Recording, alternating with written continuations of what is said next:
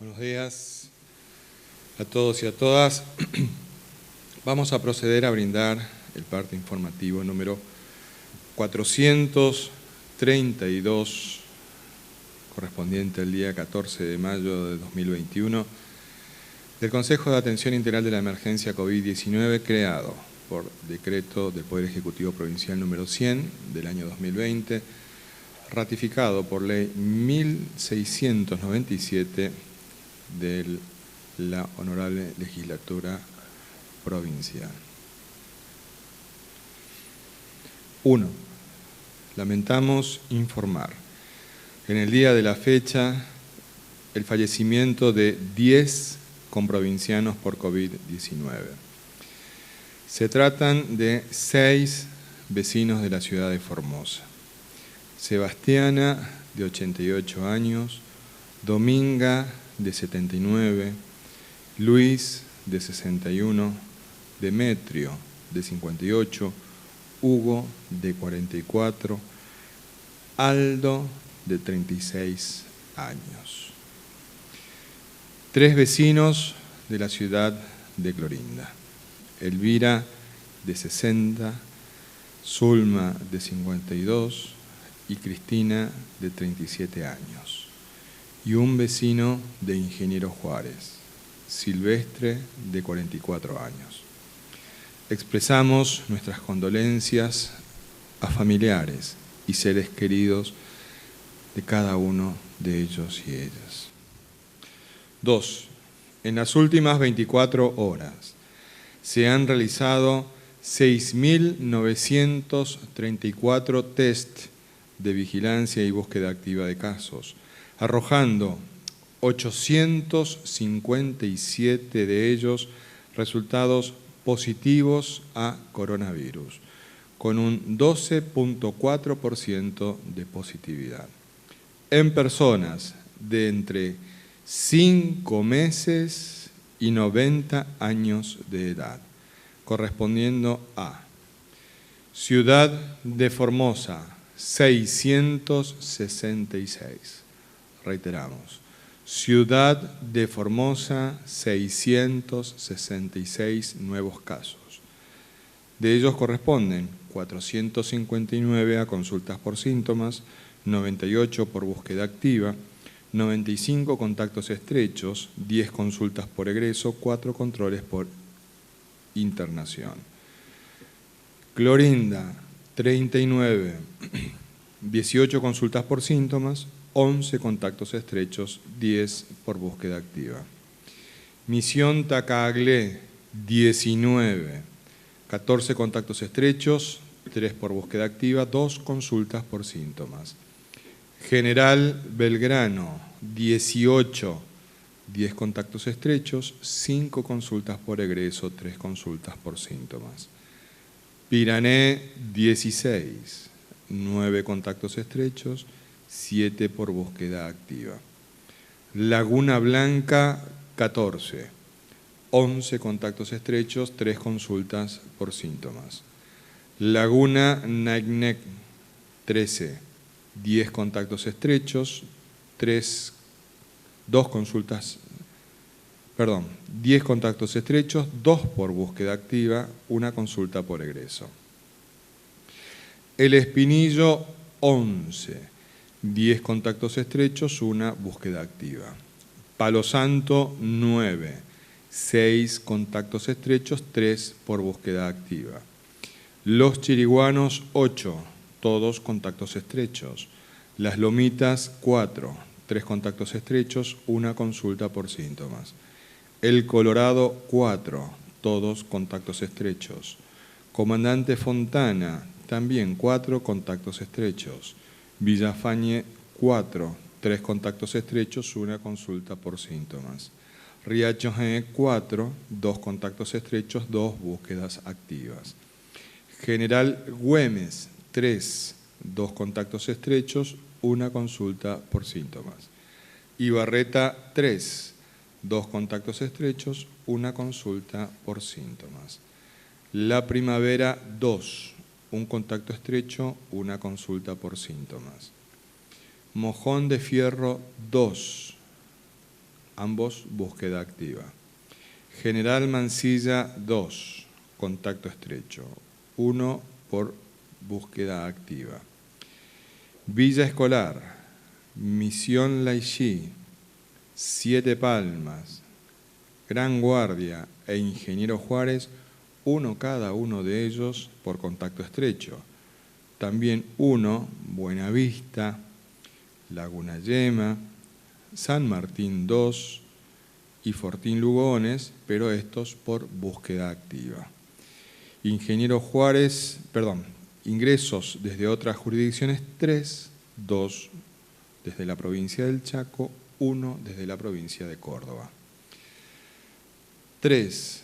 En el día de la fecha se dará de alta médica a 455 pacientes recuperados, que corresponden a Formosa 383, Clorinda 34, General Belgrano 8, Pirané 6, Riacho G 5, Ingeniero Juárez 4, Ibarreta 3, El Colorado 2, Laguna Nainec 2, Comandante Fontana y La Primavera 1 cada uno de ellos, e ingresos desde otras jurisdicciones 6. 4. Los datos acumulados de la provincia al día de hoy son los siguientes. Total de casos diagnosticados, 17.046. Total de pacientes recuperados, 9.159. Casos activos, 7.596. Fallecimientos por coronavirus, 257. Casos en tránsito con egreso de la provincia, 34. Cantidad de test realizados a la fecha, 464.394 con un 3.67% de positividad acumulada. 5. La cantidad de casos activos de COVID-19 por localidad es la siguiente. Ciudad de Formosa, 5.960. Clorinda, 414. Misión Tacagle, 90. General Belgrano, 86. Los Chiriguanos, 82. Pirané, 73. Riacho G, 70. Laguna Nainec, 69. Laguna Blanca, 59. Villa Fañe, 55. Palo Santo, 52. General Güemes, 48. Ibarreta, 43. Ingeniero Juárez y El Espinillo, 36. Herradura, 35. Buenavista, 30. Colonia Pastoril, 29. El Colorado, 27. Villa 213, 26. Comandante Fontana, 25. Siete Palmas, Misión Laicí, 22, cada uno de ellos. Estanislao del Campo, 20.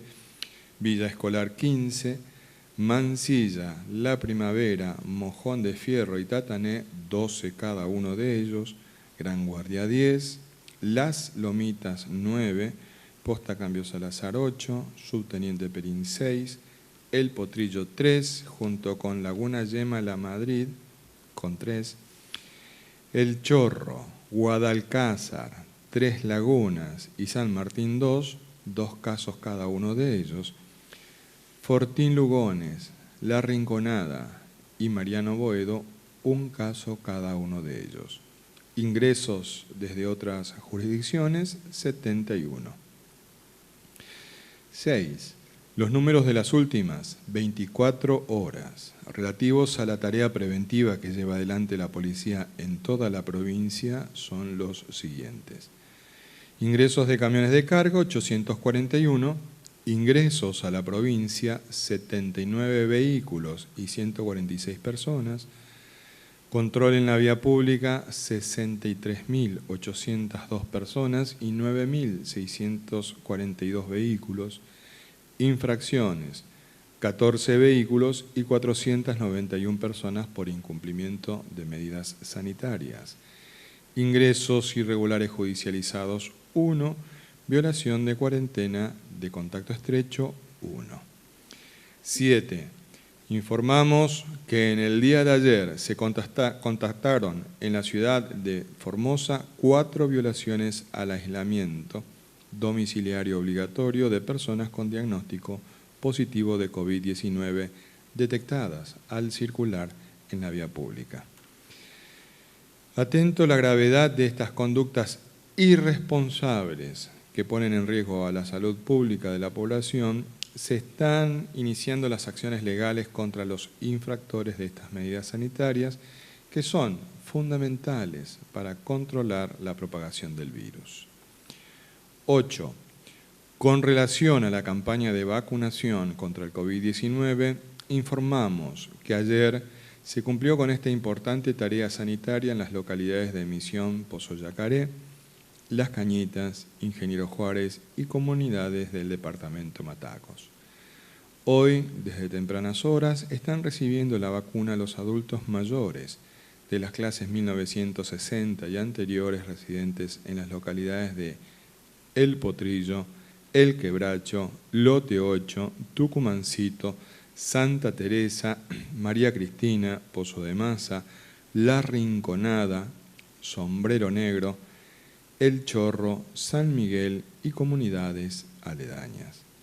De esta manera, en el día de hoy se estará completando con la vacunación contra el COVID-19 de todos los mayores de 60 años de la provincia de Formosa. 9. Con provincianos. El mes de abril había sido el mes de mayor cantidad de fallecimientos por COVID-19, con 99 muertes por esta enfermedad. En las primeras 2 semanas de este mes de mayo, se ha superado ese número con 115 fallecimientos de comprovincianos por coronavirus. Para disminuir la pérdida de vidas humanas por causa de la pandemia, necesitamos disminuir los contagios diarios que continúan a un nivel muy alto.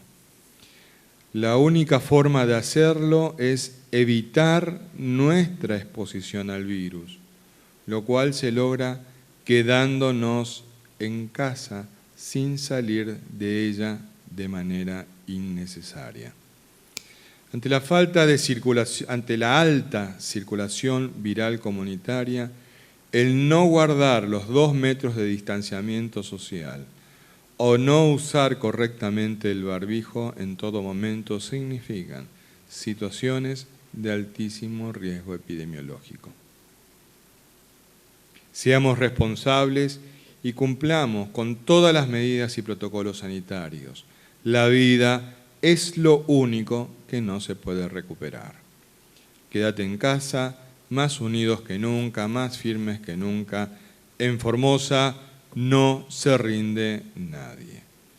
Este ha sido el parte informativo número 432 del Consejo de Atención Integral de la Emergencia COVID-19, doctor Enrique Servián.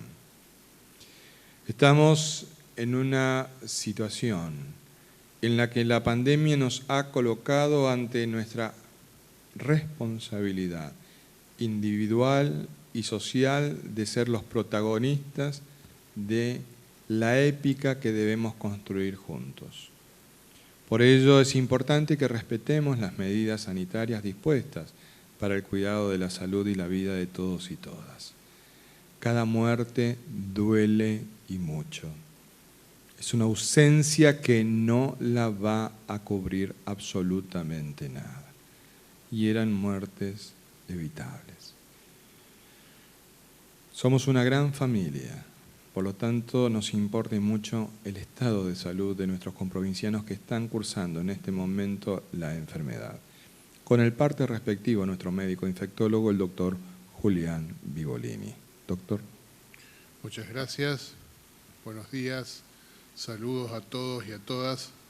Bueno, como siempre hacemos referencia, a pesar de la gran cantidad de nuevos diagnósticos diarios, superando los 500 aproximadamente, hace buenos días, un par de días ya, el uso de terapia intensiva dentro de todo se mantiene un poco estabilizado, por suerte. Actualmente tenemos 129 personas que están necesitando la terapia intensiva. Al principio sí creía que iba a poder estar aumentando un poco más, pero hasta ahora se mantuvo ahí. Hay que ver igualmente en el transcurso de los días, ver si sigue aumentando o no, pero hasta ahora se mantuvo estabilizando en esa cantidad de personas que están requiriendo terapia intensiva, que igualmente es un número sumamente alto, que lleva atención a la atención, obviamente, los médicos, enfermeros, kinesiólogos, todo lo que esté relacionado con los bioquímicos, todo lo que esté relacionado con la atención de estos pacientes, tiene una alta demanda de horas de trabajo, que obviamente, bueno, mantener así siempre va a complicar la situación. Hacemos hincapié, estamos muy alto en el número de días, por más que se haya más o menos estabilizado, pero necesitamos que descienda. Por más que nos mantengamos en estos valores, es muy alto para poder resistir, digamos, y poder brindar la mejor atención posible que merece cualquier ciudadano o ciudadana de Formosa. Así que hacemos hincapié, volvemos a solicitar el uso del barbijo, es fundamental, el distanciamiento social y la aireación de los ambientes. Está fresco, pero es importante que circule el aire en todos los lugares cerrados, que junto con el barbijo y el distanciamiento disminuye significativamente la posibilidad de contagio a casi el mínimo. Así que intentemos o insistamos en esas medidas para poder evitar las nuevas infecciones. Gracias. Muchas gracias. Tenemos que pedir públicamente disculpas por un error de lectura. El fallecido de la ciudad, el vecino de la ciudad de Clorinda, fallecido de 37 años, es Cristian, no Cristina. Pedimos disculpas. Nosotros estamos ante una pandemia. Una pandemia es una guerra, hay un solo enemigo, que es el virus. Cuando un Estado está en guerra no escatima esfuerzos en enfrentarlo de la mejor manera a ese enemigo común que tiene ese pueblo. Los formoseños lo hacemos de manera unida, organizada y solidaria. Por ello, uno de nuestros emblemas de la salud pública, histórico por cierto, por lo que significa en la vida de cada uno de los formoseños, de cualquier lugar de la provincia, pero en particular a los de la capital, que es nuestro querido y centenario Hospital Central, también está preparado y está acondicionado para esta batalla que todos llevamos adelante. Con esta información, nuestro médico epidemiólogo y director del Hospital Central, el doctor Mario Romero Bruno. Doctor. Buenos días, formoseñas, formoseños. Quería comentarles cómo este hospital, como lo comentaba recién el doctor González, de más de 100 años, con todas las refacciones que se han ido dando en todo el transcurso de este tiempo, siempre para mejorar la atención, la calidad, contando con un recurso valiosísimo, humano, en todos los niveles, desde el personal de limpieza, y esto quiero hacer resaltar, porque es importante valorar el trabajo que están haciendo todos los días, pero más en este momento todo el personal de salud, y en esto hago extensivo este reconocimiento al personal de salud de todo el sistema de salud, tanto público como privado, que están poniendo todo su esfuerzo, su capacidad, y si alguno de ustedes conoce o tiene algún tipo de relaciones con alguno de los enfermeros, médicos, técnicos, saben lo que están pasando en este momento con la cantidad de trabajo que está habiendo en cada lugar. Entonces este hospital, como decía, de más de 100 años, con toda una estructura, se ha remodelado en muchos aspectos, inclusive hace poco comentábamos que se habilitaron 42 camas exclusivamente de terapia, exclusivamente de COVID, de cuidados para atención de COVID, y en esto después se remodelaron y se pusieron 14 camas, que es todo un piso completo de terapia intensiva, con 14 respiradores. El día de ayer se agregaron en otra planta baja 8 respiradores más. En total son 22 respiradores que están utilizando en esa planta nueva de hace pocos días habilitada. Además, el sector de emergencia, que también cuenta con divisiones, con lugares de aislamiento, específicamente para la atención de los pacientes que ingresan con ambulancia de cualquier lado. Además del trabajo habitual que tiene este hospital, ¿no? Lo único que hemos suspendido durante estos días es, por un lado, todo lo que es programado, tanto las cirugías programadas como las consultas ambulatorias programadas. Se siguen atendiendo las urgencias comunes. Y acá también tenemos que valorar que estas medidas de controlar la circulación ha beneficiado también primero a las personas que tienen accidente de tránsito, que es una de las más comunes. Habitualmente tenemos 14, 15 accidentes de tránsito todos los días con distinta complejidad. Siempre producto, lógicamente, del accidente moto-moto, moto-auto, autos lesionados. Todo eso ha disminuido muchísimo en este momento y realmente es producto de quedarnos en casa y restringir un poco más la circulación. Esto realmente ha beneficiado de que muchas personas no tengan este tipo de accidentes.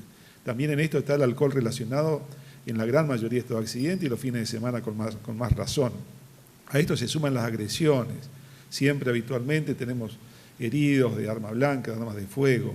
Esto también ha disminuido en el transcurso de esta semana que ha transcurrido.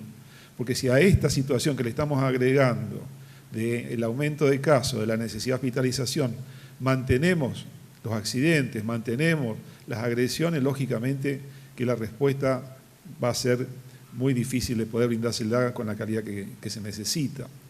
Normalmente las causas también de consultas habituales son los accidentes cerebrovasculares, que son otras complicaciones, que es producto de controles de la presión arterial, producto de enfermedades crónicas, que también es bueno recomendar que uno la tiene que mantener lo más controlada con la medicación adecuada. A esto se suman en este momento que está comenzando a hacer frío las enfermedades habituales de invierno, que realmente el año pasado hemos visto una gran disminución de todo lo que ha sido cualquier este tipo de enfermedades, de neumonías comunes, la neumonía por influenza, que ha sido también muy común todos los años. Hemos visto el año pasado cómo estas medidas de quedarse en casa ha disminuido muchísimo estas complicaciones. Esperamos que también se mantenga una tendencia baja con respecto a estas enfermedades, que no se agregue a lo que estamos viviendo actualmente. Y por eso es importante recordar que se tienen que vacunar contra la vacuna antigripal todas las personas que están bajo esta indicación de vacunación. En este momento tenemos internado en el hospital 65 personas con COVID, que ocupa más de la mitad de los pacientes que se internan en el hospital. Como decía, tenemos llena la cantidad de pacientes con cuidados críticos, están reservadas algunas camas para las emergencias, pero la cantidad de personas que están necesitando asistencia respiratoria, que es el respirador, en unidad de terapia intensiva realmente es muy importante. Y más del 90% son personas menores de 60 años. Son personas que hemos visto en este transcurso de lo que va evolucionando la pandemia, que esta nueva variante está afectando, como decíamos, a los más jóvenes, es más transmisible, también es más agresiva y también rápidamente evoluciona con las complicaciones. Por eso, tener presente esta situación que estamos viviendo, primero reconocer el trabajo que están poniendo tanto, como decía, desde que limpia el enfermero, los técnicos, el laboratorio, los médicos. Es realmente muy importante el esfuerzo que se está haciendo.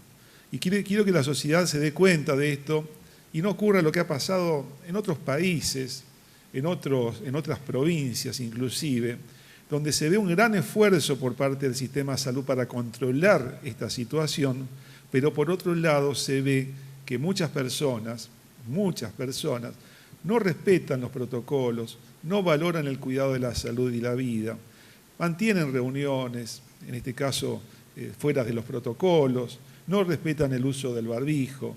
Entonces, por un lado hay un esfuerzo en esta batalla que está dando todas estas personas, poniendo todos los días su capacidad y voluntad, pero por otro lado vemos que algunas partes de la sociedad no responde de la misma manera. Entonces en otros lugares se vio como una disociación, como una falta de que el personal de salud no entiende lo que está pasando fuera de los hospitales. Entonces es un poco contarle lo que ocurre dentro de los hospitales, donde lógicamente no queremos que nadie llegue al hospital, no por el trabajo en sí, sino por las complicaciones y la gravedad que tiene esto. Entonces para darnos cuenta de esto le pedimos, y yo en representación del Hospital Central, de que todas las personas, los habitantes de Formosa, y ahora estamos viendo un crecimiento también, no solo en capital, sino en localidades del interior, aumenten su cuidado personal, el evitar las reuniones, el usar el barbijo.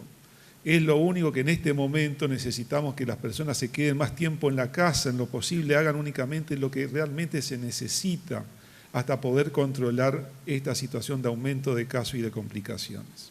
Gracias. Muchas gracias, doctor. Agradecemos la enorme participación en las distintas plataformas de comunicación y agradecemos también la cuidadosa utilización del lenguaje. Con agresiones no vamos a obtener absolutamente nada, nunca. Vamos a ir ahora con las preguntas que tienen preparadas los señores y las señoras periodistas de toda la provincia y que nos la ha de transmitir la señora Dolores. Buenos días, señora Dolores. Muy buenos días.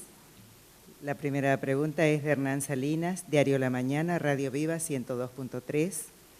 ¿Cuándo arrancará la aplicación de la segunda dosis de las vacunas para aquellas personas que ya se aplicaron la primera? Doctor Violini.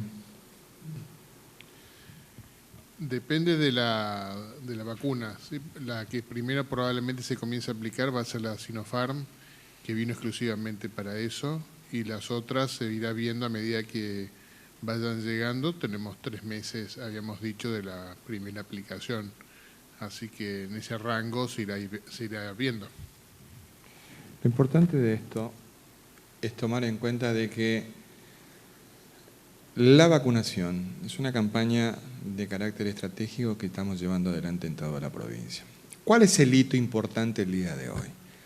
Que el día de hoy cumplimos en la vacunación de todos los habitantes de la provincia de Formosa mayores de 60 años.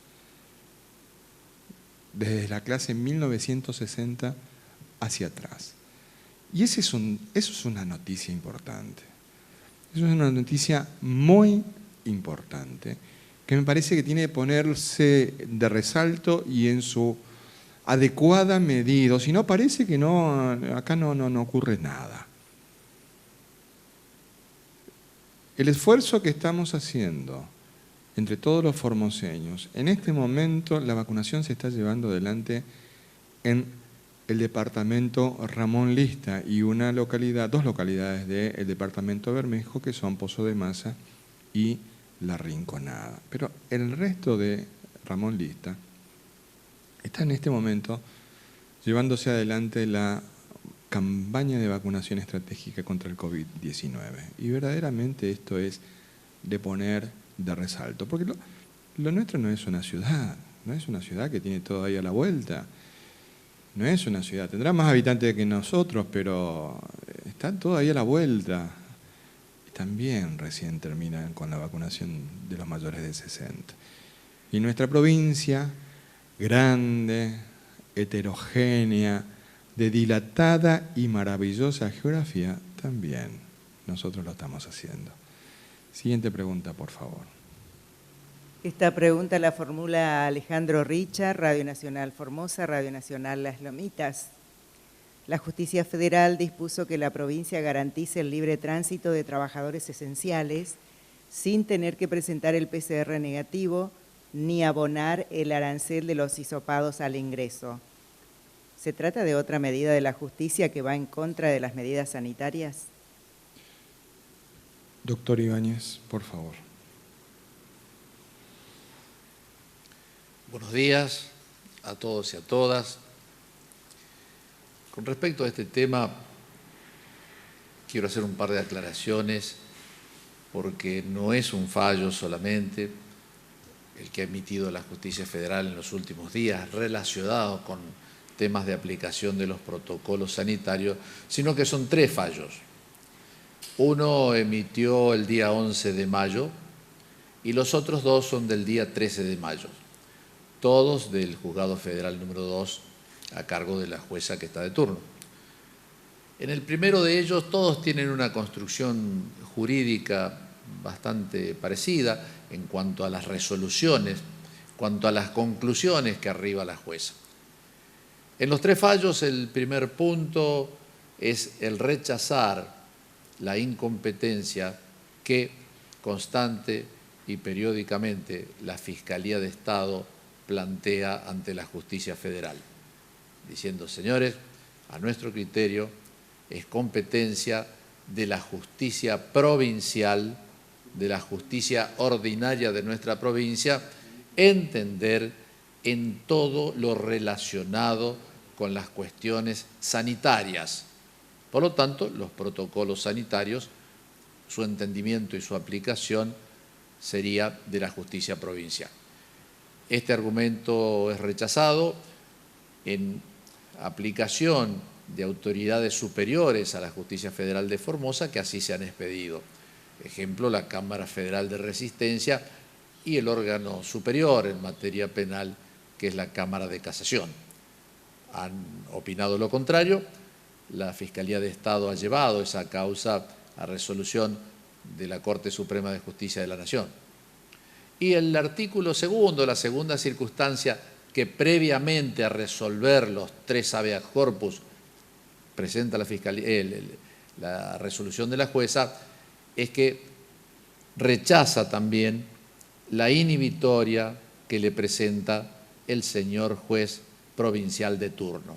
Es decir, el juez provincial entiende, al igual que la Fiscalía de Estado, que esta causa debe tramitarse en los tribunales de Formosa y no ante la Justicia Federal.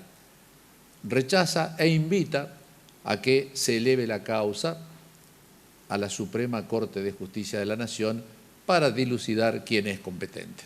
Bueno, son 2 puntos de competencia, son muy jurídicos.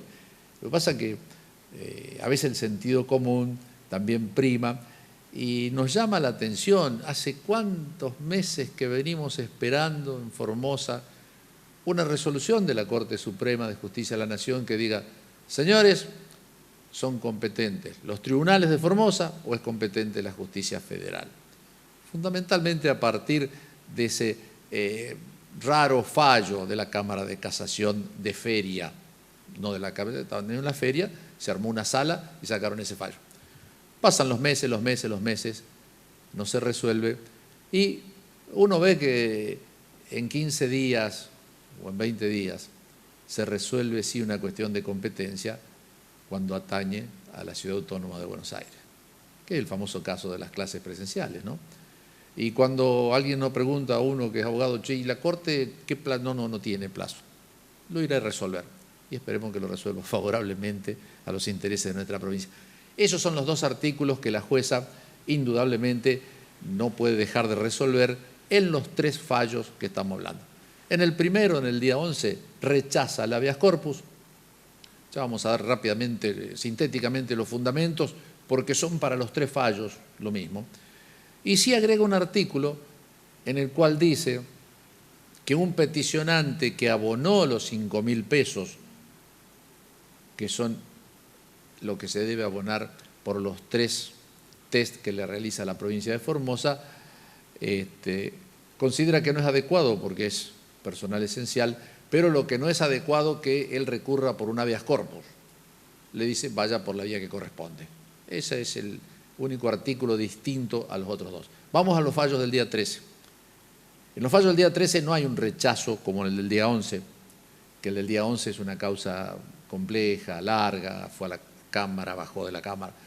En estos dos, la señora jueza hace lugar en forma parcial a los habeas corpus. ¿Por qué parcial? Porque la señora jueza en absoluto cuestiona la facultad de la provincia de Formosa de colocar normas sanitarias dentro de su jurisdicción. En absoluto, eso no cuestiona.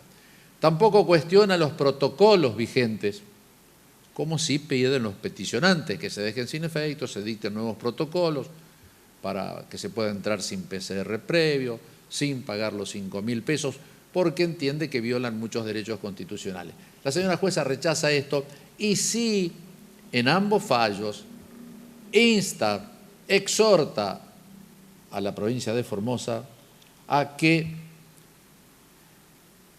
instruyamos correctamente a nuestros agentes de control fiscales, de seguridad, sanitarios, que están en los límites de la provincia, para que apliquen correctamente el protocolo provincial.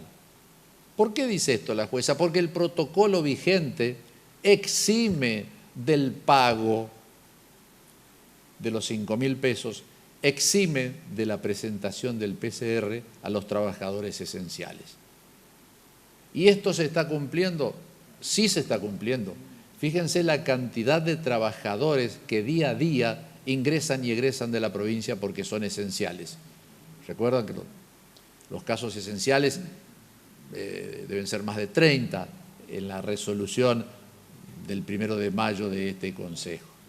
Y esta situación se dio con un grupo pequeño de formoseños, de trabajadores, que viven en la provincia de Formosa, salen a trabajar a la provincia del Chaco e ingresan nuevamente a la provincia del Chaco. Y también se dio con ese caso de un trabajador de salud, que son trabajadores esenciales. Entonces, repito, la justicia federal en absoluto cuestiona, en absoluto hay una orden de un cumplimiento de algo que no sea el protocolo vigente. La justicia nos dice, hagan conocer bien y hagan cumplir el protocolo que tiene vigente la provincia. Eso nada más dice. A veces los fallos judiciales se dan en materia de interpretación, depende de quién los lea, pero yo los invito a leer los 3 fallos porque creo que son de casos similares. Y en los 3, reitero, no se cuestionan los protocolos provinciales, no se cuestionan las facultades de la provincia de dictar medidas sanitarias en su ámbito.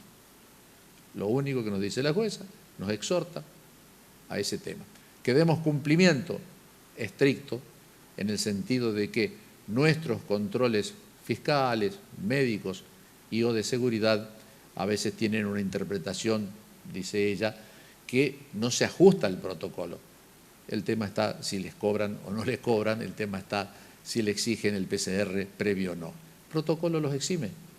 Entonces, no hay nada nuevo en esto, sino simplemente esa exhortación que la señora jueza hace a la provincia.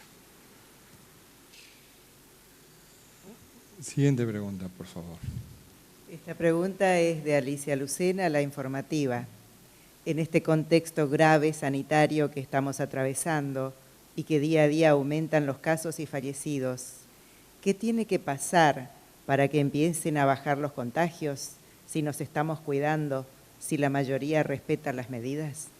Doctor Romero Bruno, por favor. Bueno, es cierto que hay muchas personas que se cuidan. Nos cuidamos. Y eso es lo que tenemos que seguir haciendo. Eso es lo que tenemos que contagiar. El cuidado personal, el cuidado de nuestra familia, el cuidado de nuestra comunidad. Pero hay lamentablemente personas, por un lado irresponsables, estas personas que sabiendo que tenían que cumplir la cuarentena, se los detecta fuera de su casa. Son positivos y están fuera de su lugar de aislamiento. ¿Qué está produciendo eso? El mayor contagio. Un contagio que muchas veces no se lo identifica, porque son contactos que ahora después vamos a establecer bien y decir cuáles son los contactos estrechos. La persona por ahí no comenta, no informa con quién estuvo, salió, se juntó con alguien, ya no sabemos quién más se pudo haber contagiado. Es cierto que la mayoría está respetando los protocolos, la mayoría, pero tenemos estas personas, por un lado irresponsables.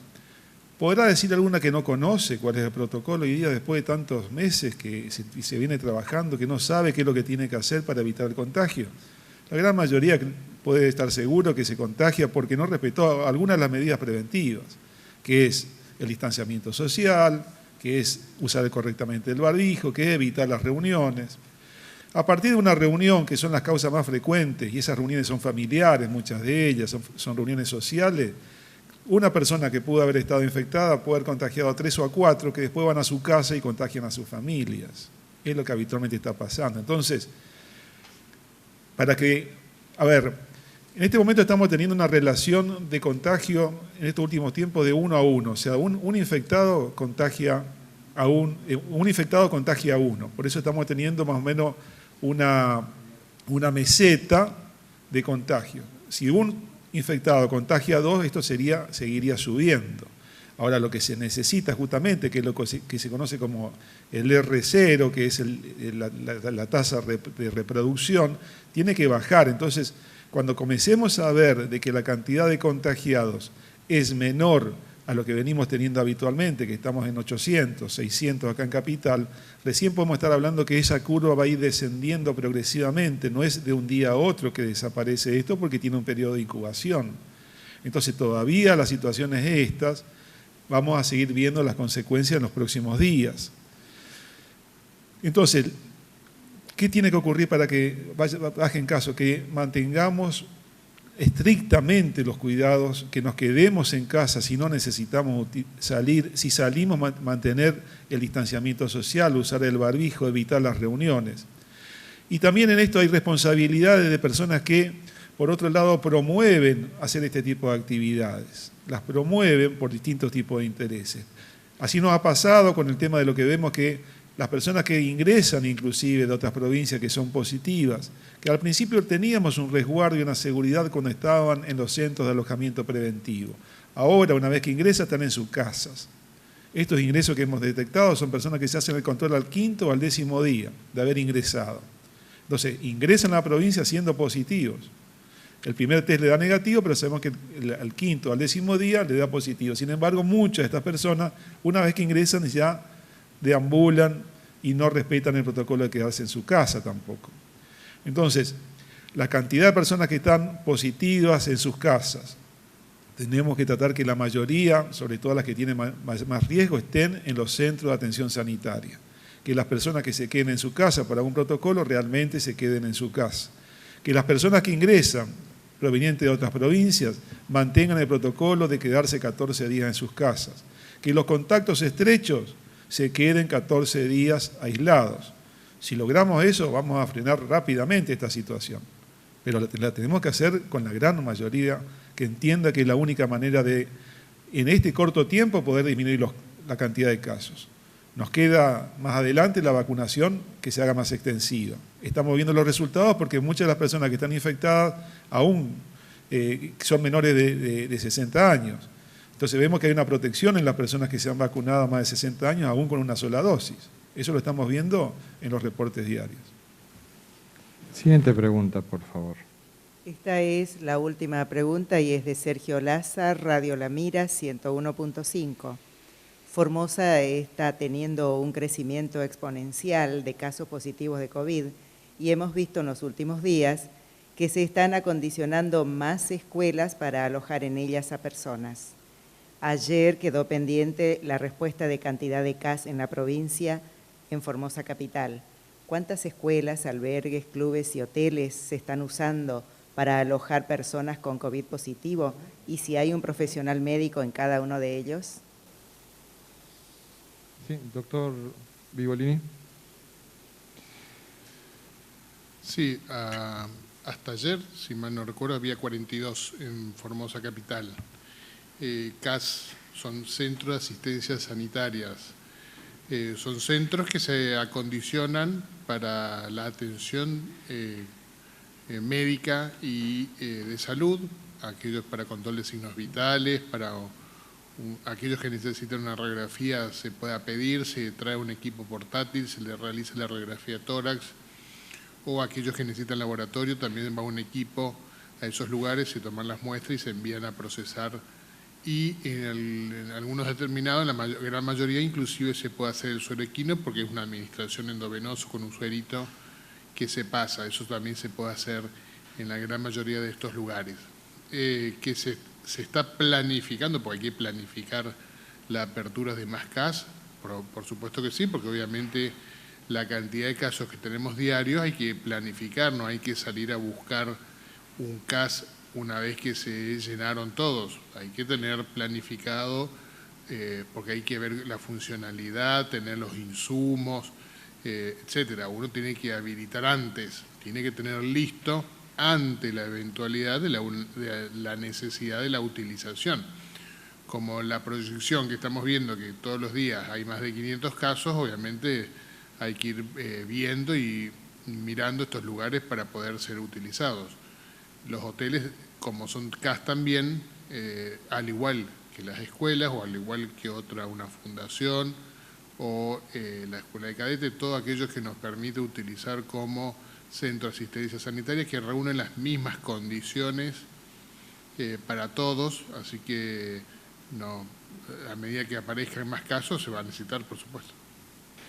Sí, efectivamente, la información que dio el doctor Vivolini es al día de antes de ayer. En el día de ayer hemos completado 48 CAS en la ciudad de Formosa y tenemos también 21 centros de atención sanitaria en el interior de la provincia en distintas localidades. Tenemos muchas consultas y preguntas a través de las distintas plataformas de comunicación, lo cual habla a las claras del interés que existe en este tipo de información que brindamos desde el Consejo de Atención Integral de la Emergencia COVID-19, doctor Enrique Servián. Para el doctor Vivolini, esta es una pregunta de Claudia. El apellido empieza con O. Dice, ¿cómo es posible que en Corrientes se estén vacunando a personas entre 45 a 49 años, siendo que es un gobierno radical, y nosotros que somos oficialismo recién estemos vacunando a personas de 60 años? ¿Qué pasó ahí? ¿Por qué la diferencia? Si me pueden explicar. Muchas gracias. Doctor Vivolini. Sí, no, está haciendo, digamos, en todo Formosa y un grupo en los lugares donde había menor incidencia o hay menor incidencia de casos, se están vacunando o terminando de vacunar las personas mayores de 60 años, como ya bien se dijo, toda la provincia actualmente ya está en esas características. En otros lugares donde la incidencia era mucho más alta, ya se vacunó a los mayores de 45, o sea que en Formosa también hay gente mayores de 45 que fueron vacunadas, por ejemplo en la localidad de Clorinda. Pero eso fue en virtud de una estrategia en base a la cantidad de incidencia de casos que había en esas localidades. Por lo tanto, no es que en Formosa no se vacunó a mayores de 45, también se vacunaron, obviamente, en este contexto. Con respecto a Corrientes, tengo entendido que no están vacunando a mayores de 45, solo hicieron un llamado para el turno, o sea, para anotarse, inscribirse, para que en el futuro sí puedan ser llamados en adelante, pero no es que se están vacunando actualmente para esa edad. Sí, la única experiencia en el país de una vacunación masiva a personas hasta la clase 1976, el único lugar del país se dio en la ciudad de Clorinda. No hay otro lugar del país donde se haya realizado esa vacunación masiva, por las características que son únicas de la ciudad de Clorinda y que muchas veces hemos explicado. No existe otro lugar del país al respecto. Otra pregunta también para el doctor Vivolini, esta es de Carlos Enrique A. Dice, ¿cómo se sabe que fue por COVID el fallecimiento de una persona si según sé no se hacen autopsias? Y otra, ¿tenemos datos de cuántos casos positivos son reincidentes de esta enfermedad? Doctor Vivolini. Sí, hagamos de cuenta que fallece una persona sin diagnóstico. Se hace la autopsia, entre esos se toman muestras, distintas muestras. Una de ellas puede ser una muestra respiratoria. Esa se tiene que enviar para analizar, para hacer el diagnóstico. Por ejemplo, una muestra respiratoria se envía para hacer la PCR. O sea, el diagnóstico lo hace el estudio de biología molecular, sea de la muestra que sea, muestra respiratoria de una persona que está viva o de una persona que haya fallecido sin diagnóstico. O sea, la autopsia en sí solo da algunas características compatibles con, te avisa, por ejemplo, trombosis, un infarto, lo que fuese, las características microscópicas, pero no encuentra, por decirlo así, el bichito. Lo que se manda a hacer es una muestra para analizar por PCR. O sea que aquella persona que falleció sin diagnóstico y necesita hacer un diagnóstico, se envían muestras para hacer dicho estudio y corroborar o no el diagnóstico. Y con respecto a si hay casos de reinfección, muy pocos, ¿sí? Hemos encontrado algunos casos de reinfección, pero en Formosa vamos a tener muy pocos casos todavía, porque recordarán la estrategia que se utilizó y fue un gran éxito en Formosa. Todo el año pasado tuvimos muy pocos casos todo el año, por lo tanto la reinfección va a ser muy poco porque recién estamos en nuestro momento más álgido actual. Las reinfecciones en general, estamos hablando en generalidades, después de los 3 meses se puede ver o es más probable que aparezcan las reinfecciones. Luego de los 2 meses o 3 meses es la generalidad, puede ocurrir la reinfección. No es habitual, es poco frecuente. Hasta ahora tenemos muy pocos casos contados donde sospechamos reinfección.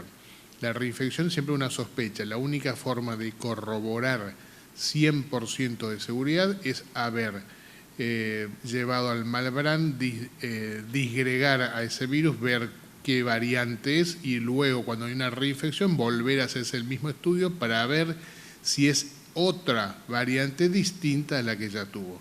Obviamente es imposible hacer eso porque el Malbrán tiene un cupo para enviar muestras. Todos quedan como sospecha. ¿Sospecha por qué? Porque tuvo hace 3 meses con una PCR positiva, fue dado de alta, clínicamente evoluciona sin síntomas y después luego de 3 meses vuelve a tener síntomas, se vuelve a hacer un hisopado y da positivo. Entonces la alta sospecha es obviamente una reinfección y se la categoriza como tal, pero 100% de seguridad solo lo tendría que dar otros estudios muy específicos que no se hacen. ¿Queda como reinfección para nosotros? Sí. 100% de seguridad, no. Por último vamos a una consulta, en realidad no es una consulta, es una afirmación que realiza el usuario Néstor G, que es un habitual, un fan distinguido de este Consejo de Atención Integral de la Emergencia. Y dice así: explique, señor González, por qué fulano de tal, no pienso decir el nombre, cumple su cuarentena domiciliaria según dicen y a otras personas de a pie no se lo permiten. O sea, está dejando entrever de que nosotros tenemos favoritismo con determinadas personas, porque es un personaje público el que está haciendo referencia. Y la siguiente: sería bueno que explique por qué usted no hace aislamiento por contacto estrecho, ya que su custodio dio positivo. Señor Néstor, una vez más está equivocado. La persona que usted afirma que está haciendo cuarentena domiciliaria es falso. Está en un CAS, en un centro de atención sanitaria. Se ve que la persona que lo informa muy mal. Con relación a la segunda parte de su pregunta, eso es una apreciación que están echando a volar distintos medios de comunicación. Y para contestar eso, en primer lugar tenemos que explicar qué es un contacto estrecho. Por ello, vamos a pedirle al doctor Mario Romero Bruno que, por favor, una vez más nos explique qué es un contacto estrecho. Bueno, contacto estrecho, según la definición internacional, la misma definición que tiene el Ministerio de Salud de la Nación, para definir un contacto estrecho se necesitan fundamentalmente 3 aspectos. Uno es el tiempo con el que uno está con una persona, que tiene que ser un tiempo de 15 minutos como mínimo. Lo segundo es la distancia. Tiene que haber una distancia de menos de 2 metros en ese periodo de tiempo. Y lo tercero es no utilizar correctamente el elemento de protección personal que es el barbijo. Entonces, teniendo esta situación de estar 15 minutos a menos de 2 metros y sin usar correctamente el barbijo, se transforma en un contacto estrecho. Tienen que estar esos requisitos, por eso lo demás, y muchas veces existe esa confusión cuando una persona encuentra una persona positiva y pasó al lado, la saludó. No es un contacto estrecho. Lógicamente, si comparte alguna infusión, comparte mate, o tereré, o de la botella, esa persona también es un contacto estrecho por la misma posibilidad de contagiarse a través de las secreciones. Pero tienen que estar dadas estas circunstancias. Entonces, siempre es importante identificar los contactos estrechos correctamente para poder después hacer el test correspondiente. Gracias, doctor. Dicho eso, es bueno explicar una vez más, porque esta bola que empezaron a echar a rodar de distintos medios de comunicación, hay por ahí una nueva página que se llama Periodismo Profesional. La verdad es que bastante amateur es el denominar periodismo a esto, porque inclusive estuvieron hablando con mis vecinos, muchos, para averiguar cómo son las cosas. Es decir, los vecinos son mis vecinos, entonces tenemos diálogo. Es decir, hubo toda una campaña de averiguaciones entre mis vecinos por parte de distintos personajes que también, seguramente, alguno para tener publicidad va a hacer alguna denuncia, seguramente, como ya me la hicieron cuando fui a Clorinda y que afirmaron de que no tenía ningún hisopado. En primer lugar, quiero reivindicar la memoria de Sergio Bobadilla. Hubieron miles de personas que mostraron su buena actitud en señalar los valores en los que estaba formado esta persona, que son propios de la familia maravillosa que tiene. Pero también hubieron personas ruines que utilizaron esta ocasión para tratar de lastimar a esta persona, que no tiene nada que ver con lo que significaba Sergio Bobadilla para su familia, para sus amigos, para sus seres queridos. Tenemos que tratar de ser un poco más sensatos y sacar, limpiar la paja del trigo y distinguir cuando corresponden hacer comentarios de muy mal gusto respecto de la memoria de una persona tan buena como era el oficial Bobadilla. Y sin embargo, no trepidaron porque toda intención era una intención de atacar a esta persona que es ministro de gobierno y que tiene la responsabilidad algunos días de ser quien lee el parte diario. Dicho esto, es de señalar, tal como les han explicado muchos de mis vecinos a muchas personas que han consultado, el contacto con las personas que están colaborando desde la perspectiva de la seguridad, que esto ocurrió a partir de que, ustedes recordarán, hace varios años atrás mi casa fue tiroteada, es la de tener un contacto meramente formal al ingresar y al salir de mi domicilio. No tengo reuniones en lugares cerrados, ni tampoco andan conmigo por todos lados. Yo no tengo custodias personales. Están haciendo una custodia del domicilio por aquel viejo ataque que habíamos sufrido mi familia y yo en algún momento, que ustedes recordarán, salió en todos los medios de comunicación. Simplemente eso.